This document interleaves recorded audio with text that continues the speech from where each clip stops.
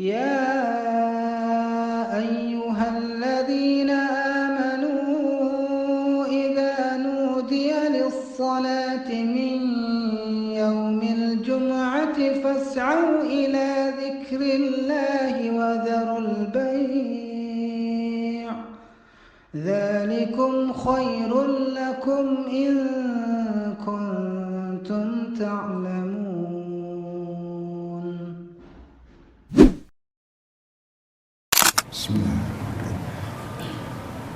Assalamualaikum warahmatullahi wabarakatuh.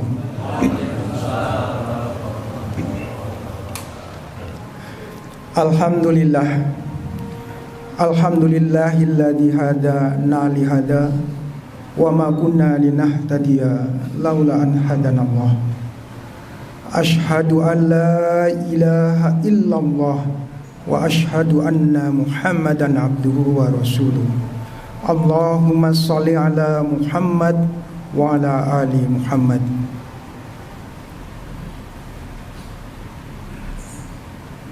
Qala Allah Ta'ala fi kitabil karim, a'udzu billahi minasy syaithanir rajim. Bismillahirrahmanirrahim.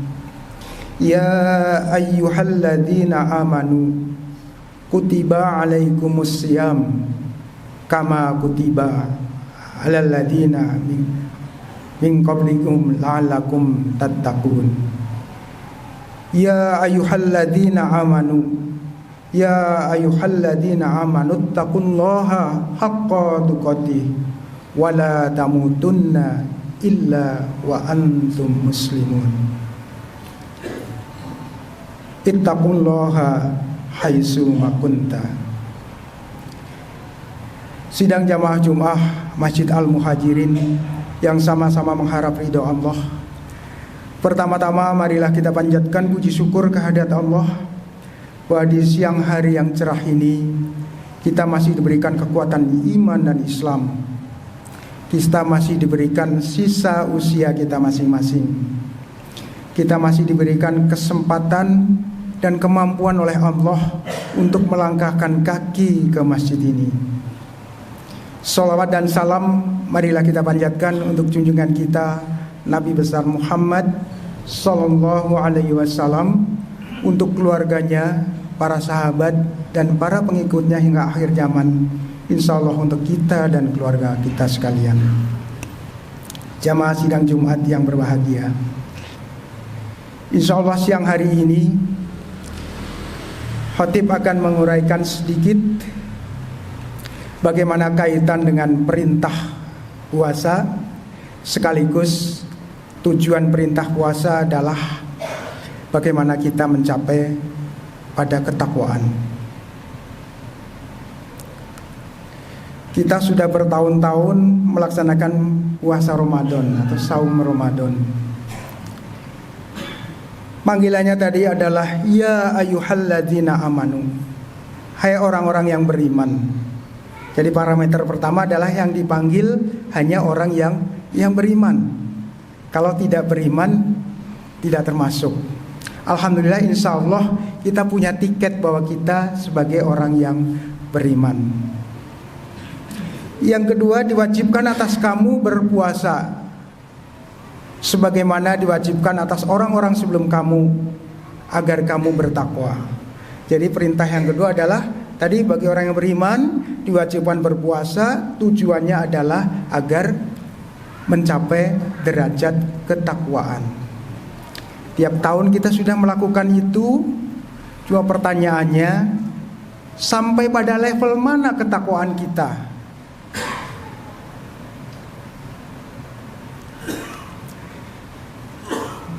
Sebelum masuk ke ketakwaan adalah coba kita ingat kembali yang namanya orang yang beriman. Iman itu apa sebetulnya? Sederhananya adalah al-imanu aqdum bil qalbi wa iqrarum bilisani wa amalun bil arkani. Iman adalah meyakini dalam hati, mengikrarkan, melafalkan dengan lisan, dan mengamalkan dengan anggota badan. 3 poin tadi, bahwa kalau kita mengaku beriman berarti pertama kita harus yakin di dalam diri kita. Asyhadu alla ilaha illallah wa asyhadu anna Muhammadar Rasulullah. Mengikrarkan dengan lisan dan mengamalkan dengan anggota badan. Mengamalkan dengan anggota badan itu adalah realisasi dari ketakwaan kita. Kalau kita mengaku orang yang beriman, maka tidak cukup hanya kita, oh saya yakin, saya sudah yakin di dalam hati, saya sudah bersahadat. Walaupun sahadat kita, sahadat pada waktu sholat. Lain untuk saudara kita yang memang masuk Islamnya setelah dewasa, dia bersahadat betul-betul secara formal. Setelah dia melafalkan, maka dia harus buktikan keimanan tadi, keyakinan tadi, kata-kata tadi dengan amal perbuatan. Kembali ke tadi, bahwa kita sudah melakukan saum Ramadan, mungkin tergantung usia kita masing-masing, sudah berapa tahun kita melaksanakan saum Ramadan. Hasilnya ketakwaan kita tiap tahun masih seperti itu, tetap menurun atau ada peningkatan. Ini coba mari kita tanyakan kepada diri kita masing-masing. Tidak usah nengok orang lain, mari kita jujur tanyakan kepada diri kita masing-masing. Surat yang kedua yang tadi kami bacakan adalah surat Ali Imran ayat 102.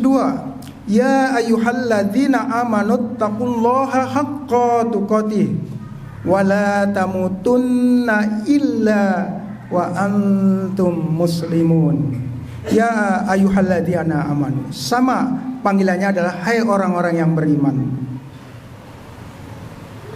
Bertakwalah kamu sebenar-benar takwa.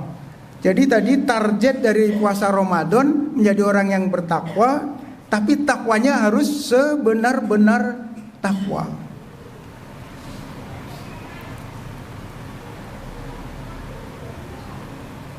Jadi tidak asal takwa. Nah, sebenar-benar takwa seperti apa sebetulnya? Kalau kita lihat bahwa kita sudah sadar bahwa kelak pada saat di yaumil akhir, pertanyaan pertama yang akan dihisab adalah tentang sholat kita.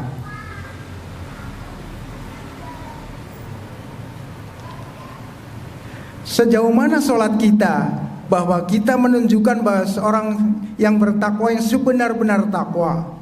Level tertinggi bagi indikator orang-orang yang bertakwa dalam hal sholatnya adalah inna sholata tanha anil fahsya'i wal munkar. Sesungguhnya sholat itu mencegah dari perbuatan keji dan mungkar. Sehingga kalau kita sudah sholat, maka akhlak kita, tingkah laku kita, lisan kita, tangan kita dan sebagainya harus mampu mencegah perbuatan yang keji dan mungkar. Mari kita tanyakan pada diri kita masing-masing, sudah seperti itukah kita?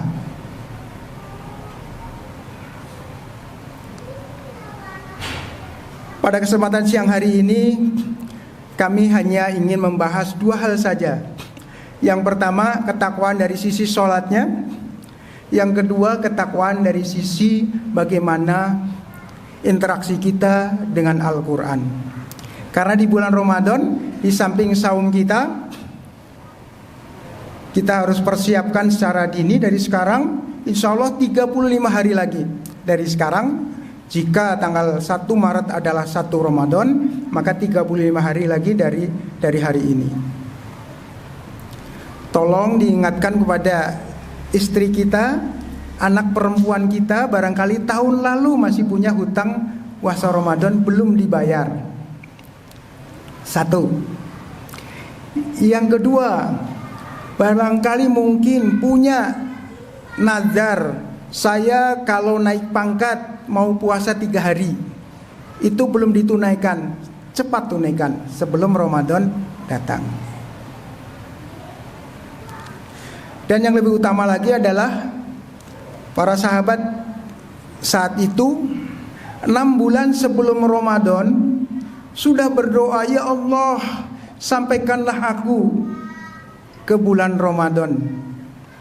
Setelah selesai Ramadan, ya Allah, mudah-mudahan amal ibadahku diterima. 2 itu saja. Setelah Ramadan berdoa, mudah-mudahan amal ibadahnya diterima. Dan yang berikutnya, sebelum Ramadan berikutnya, mudah-mudahan aku disampaikan di bulan Ramadan yang akan datang. Mari kita persiapkan untuk ilmunya. Tentunya walaupun sudah tiap tahun saum, silakan hadir nanti pada pekan pertama hari Sabtu. Kita insya Allah akan membahas fikih saum. Di bulan Ramadan saum itu seperti apa? Ada 10 hari terakhir itikaf. Ayo yang masih belum tertarik, janji Allah jelas bahwa masing-masing itu Allah menjanjikan sesuatu yang tidak main-main, sesuatu yang istimewa. Yang pertama kembali bahwa ketakwaan kita. Mari kita lihat peningkatan sholat kita.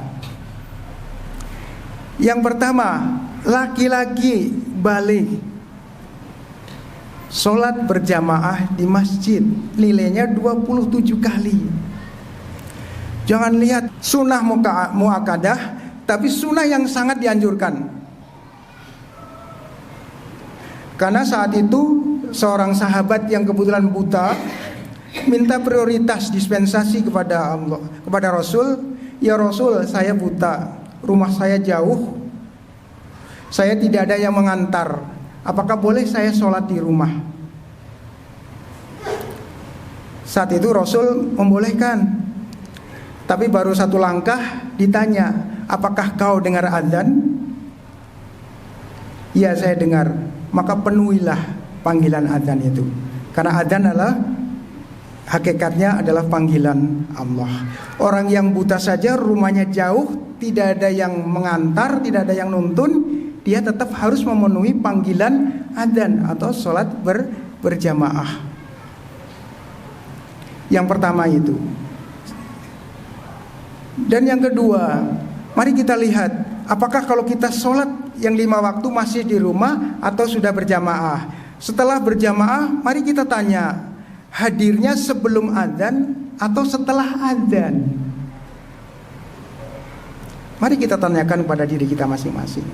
Ustadz Adi Hidayat berkali-kali dalam tausiahnya, bagi mereka yang datang ke masjid untuk sholat berjamaah, datangnya setelah panggilan adzan, itu keimanan yang standar. Itu sudah hadir, udah rajin ke masjid saja sholat berjamaah, tapi hadirnya setelah panggilan adzan itu termasuk keimanan yang standar. Jadi mari bagi yang belum sholat berjamaah di masjid, mari kita mulai saat ini. Kita biasakan 5 waktu di masjid. Karena apa? Kalau kita sholat di rumah nilainya hanya 1, di masjid 27 kali. Apalagi kalau mau hadir duluan, maka ada fadilah lagi bahwa kalau saya hadir duluan, di samping saya dapat pahala saya, juga saya dapat pahala dari menunggu orang-orang yang datang kemudian. Betapa banyaknya fadilah dari sholat berjamaah. Yang berikutnya, sudah hadir di masjid, pertanyaannya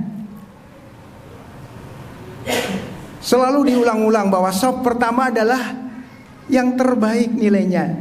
Seperti fadilahnya seperti mendapatkan seekor unta.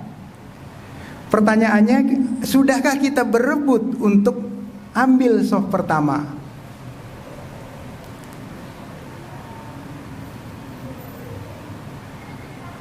Jadi 3 poin tadi, sholat berjamaah di masjid, hadirnya, mari mulai saat ini kita bisa hadir sebelum adzan berkumandang.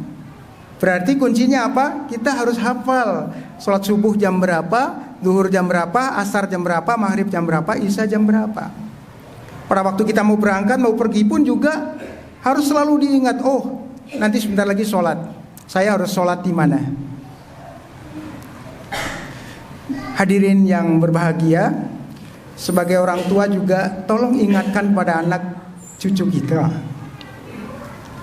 Kalaupun mereka sekolah, mereka bepergian, ingatkan, jangan telat sholat ya nak. Bukan jangan lupa sholat. Kalau jangan lupa sholat standar. Kalau jangan telat sholat itu di atas standar. Karena apa? Dia tadi harus tahu waktu kapan sholat, dan dia harus hadir di masjid sebelum adzan. Itu kehadiran, memilih shaf pertama. Yang berikutnya, sudahkah kita tingkatkan kualitas bacaan kita? Kita sholat tujuannya harus khusyuk. Agar khusyuk, salah satu variabelnya adalah kita harus tahu apa yang kita baca. Sebelum tahu yang kita baca, pertanyaannya, sudahkah kita belajar membaca Al-Quran dengan benar? Warattilil Qur'ana tartila.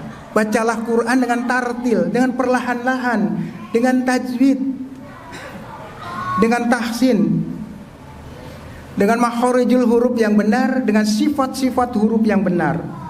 Sudahkah kita belajar? Saya khawatir di antara kita mungkin isti'adah aja belum pernah lihat tulisannya seperti apa. Na'udzubillah min dzalik. Apalagi bagaimana cara membacanya yang benar. Kalau kita mau, sebetulnya sangat sederhana jamaah sekalian, bahwa kata kunci bisa belajar Al-Quran dengan baik. Yang pertama, kita harus paham yang namanya makhorijul huruf, tempat-tempat keluarnya huruf. Ada 5 kelompok besar tempat keluarnya huruf, ada 17 tempat keluarnya huruf dari 28 huruf hijaiyah. Pertama itu. Yang kedua, ada 17 sifat huruf. Yang 10 sifat berlawanan, yang 7 yang tidak berlawanan. Karena apa? Kita tahu makhorijul huruf, tapi kita tidak belajar sifat huruf, maka peluang untuk salah juga besar.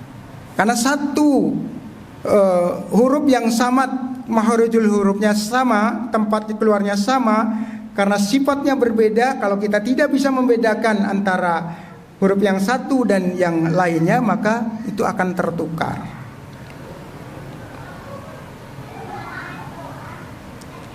Kuncinya hanya itu, makhorijul huruf, sifat huruf, dan yang ketiga hukum. Hukum-hukum. Karena apa? Harus dibaca secara tartil tadi, makhorijul hurufnya benar, sifat hurufnya benar, hukum-hukumnya benar. Kapan waqaf, kapan lanjut, mana izhar, iqlab, idgham, dan seterusnya. Itu mudah. Kami berikan kisi-kisinya, tekniknya bagaimana memahami itu dengan cara yang mudah. Karena saya belajar juga sudah posisi lansia, maka saya tahu kesulitannya. Kami berikan trik-triknya bagaimana memahami tanpa Bapak mendapat beban pikiran seperti sekolah di sekolah.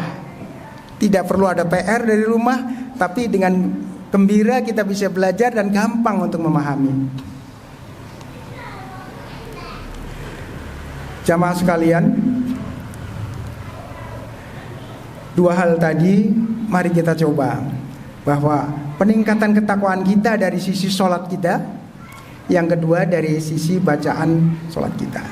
Kewajiban kita terhadap Al-Quran bukan hanya membaca, tapi menghafal, memahami, dan mengamalkan. Pertanyaannya, apakah kita punya cita-cita enggak untuk hafal Al-Quran 30 juz? Kalaupun tidak 30 juz, punya cita-cita enggak hafal juz 30 saja? Apakah selama ini kita punya progres enggak? Tiap hari targetnya berapa ayat atau berapa halaman untuk menghafal. Ayo Bapak dan adik-adik sekalian, mumpung kita masih diberi kesempatan oleh Allah, mari. Karena tantangan terbesar adalah yang pertama, mengakui bahwa kita sebetulnya belum bisa baca Quran. Tapi gengsi, malu, takut salah, takut diketawain. Itu dulu saya juga seperti itu. Tapi alhamdulillah kalau kita bisa melawan itu yang pertama, kita berani untuk ya siap, saya kepengen belajar. Dan pelajaran tadi yang namanya makharijul huruf, sifat huruf, hukum-hukum itu mudah dipelajari. Tantangan berikutnya adalah bagaimana merubah kebiasaan lama ke kebiasaan baru. Kebiasaan lama adalah bacaannya masih bacaan yang zaman kita kecil, yang belum belajar bagaimana teori membaca Al-Quran yang benar. Itu tantangannya hanya itu saja sebetulnya.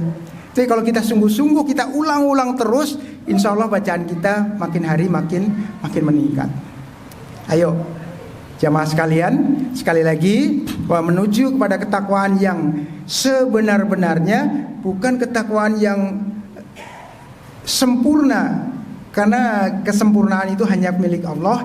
Tapi kita harus punya target bahwa tadi sholat kita makin hari harus makin baik. Apalagi bulan Ramadan, bikin rencana, bikin target selama 1 bulan. Sholat kita harus bagaimana, saum kita bagaimana, bacaan Quran kita bagaimana, hafalan bagaimana, zakat kita, sedekah kita bagaimana, dan seterusnya. Tahun lalu seperti apa, tahun ini harus jauh lebih baik. Itulah bagaimana kita menuju kepada ketakwaan yang sebenar-benarnya. Allah melihat usaha kita. Kita malas, kita seadanya, atau kita niat sungguh-sungguh ingin memperbaiki diri. Tantangan kita itu, ayo mumpung Allah masih memberikan kesempatan kepada kita. Kita tidak tahu usia kita sampai kapan. Hadirin sidang Jumat yang berbahagia, mudah-mudahan dengan 2 poin tadi, walaupun menuju ketakwaan bukan hanya 2 poin tadi, mari kita bertekad untuk terus meningkatkan sholat kita, meningkatkan bacaan Quran kita. Dan jangan lupa bagi kita yang sudah menjadi kepala rumah tangga, ingat, ku anfusakum wa ahlikum naro. Jagalah dirimu dan keluargamu dari siksa api neraka. Sehebat-hebat bapak, walaupun amalannya bagus, sudah mau masuk surga, tapi begitu ada putranya, ada istrinya yang tidak pernah diajak sholat, tidak pernah diajak baca Quran, tidak disuruh menutup aurat, nanti walaupun kaki kanan sudah mau masuk ke surga, anak-anak dan istri komplain, ya Allah, pada waktu di dunia saya tidak pernah diajak oleh ayah saya, oleh suami saya untuk sholat tepat waktu, untuk belajar Al-Quran dan sebagainya. Sangat rugi. Mudah-mudahan ini menggugah kita sekalian, wabil khusus diri khotib sendiri dan untuk jamaah sekalian. Mudah-mudahan sekali lagi mari kita terus tingkatkan keimanan dan ketakwaan kita kepada Allah Subhanahu wa taala. Barakallahu li wa lakum.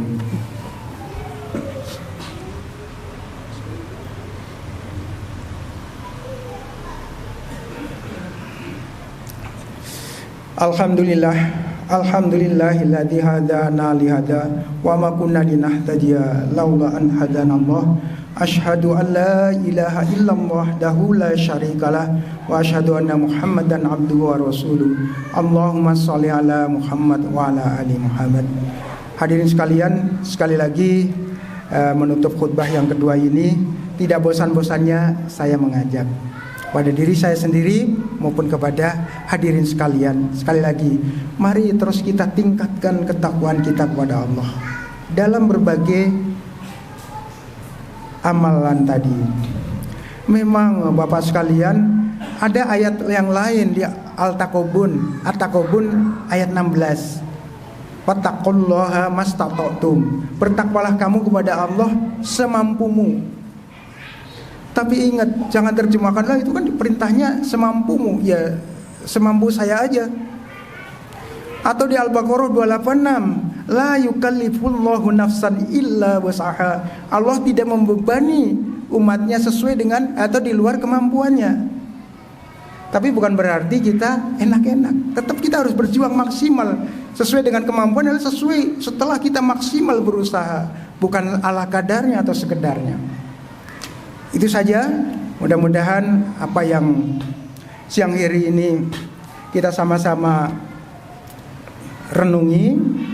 Yang utama adalah tidak cukup hanya saya mendengar, saya paham, tapi kata kunci sebuah amal adalah tadi namanya iman harus diamalkan dengan seluruh anggota badan. Tidak cukup diyakini dalam hati, dilafalkan dengan lisan, tapi harus diamalkan dengan anggota badan. Mari kita berdoa, mudah-mudahan kita, orang tua kita, mertua kita, kakek nenek kita, pasangan kita, anak cucu kita selalu mendapat rahmat dan ridha Allah.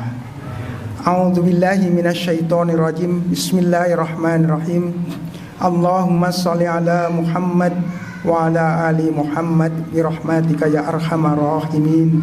Amin ya rabbal alamin. Allahumma ighfirli wa li walidayya warhamhuma kama rabbayani shaghira. Allahumma la tuzigh qulubana ba'da idh hadaytana wa hab lana min ladunka rahmah innaka antal wahhab. Allahumma arinal haqqa haqqan warzuqna ittiba'ah wa arinal batila batila warzuqna ijtinaba. Rabbi habli minas salihin, Rabbi habli minas salihin, Rabbi habli minas salihin. Rabbana hablana min azwajina wa dzurriyyatina qurrata a'yun waj'alna lil muttaqina imama. Rabbana zalamna anfusana wa illam taghfir lana wa tarhamna lanakunanna minal khasirin. Allahumma inna nas'aluka salamatan fid din wa afiyatan fil jasad wa ziyadatan fil ilmi wa barakatan fil rizki wa taubatan qoblal maut wa rahmatan indal maut wa maghfiratan ba'dal maut. Allahumma hawwin alaina fi sakaratil maut wa najata minan nar wal afwa indal hisab. Allahumma ighfir lil mu'minina wal mu'minat wal muslimina wal muslimat al ahya'i minhum wal amwat innaka sami'un qaribun mujibud da'wat wa ya qadiyal hajat. Allahumma inna nas'aluka ilman nafi'an wa rizqan thayyiban wa amalan mutaqabbala. Allahumma inna nas'aluka husnal khatimah wa na'udzubika min su'il khatimah. Rabbana atina fid dunya hasanah wa fil akhirati hasanah wa qina adzabannar. Subhana rabbika rabbil izzati amma yasifun wa salamun alal mursalin walhamdulillahi rabbil alamin. Aqimis